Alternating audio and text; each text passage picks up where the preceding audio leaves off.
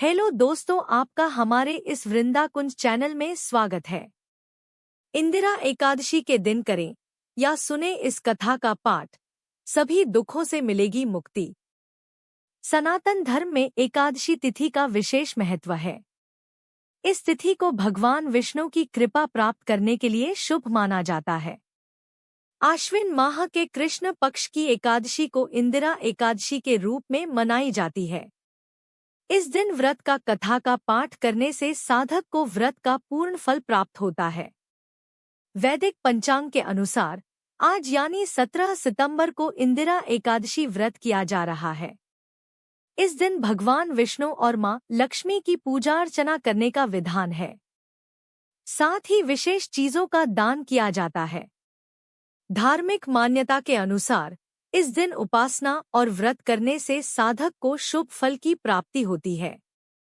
सभी तरह के पापों से छुटकारा मिलता है। इस तिथि पर पूर्वजों का तर्पण करने से पितृ प्रसन्न होते हैं।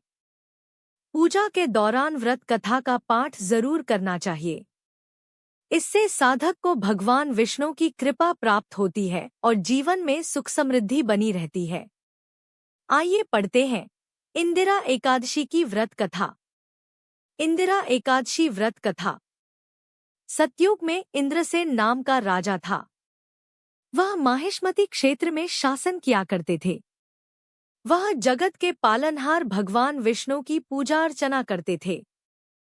एक बार ऐसा समय आया कि जब देवर्षि नारद राजा इंद्रसेन की सभा में पहुंचे। इंद्रसेन ने उनकी सेवा की और सभा में आने का कारण पूछा।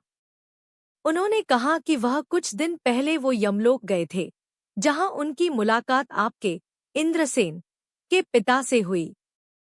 उनके पिता ने बताया कि व्रत भंग होने की वजह से वो यमलोक की पीड़ा का सामना करने के लिए मजबूर है।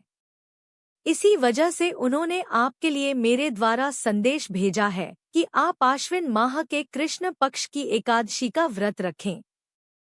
इस व्रत को करने से वो स्वर्गलोक को प्राप्त कर सकें।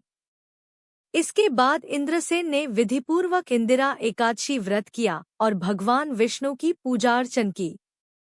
राजा इंद्रसेन ने मौन रहकर गौ दान किया।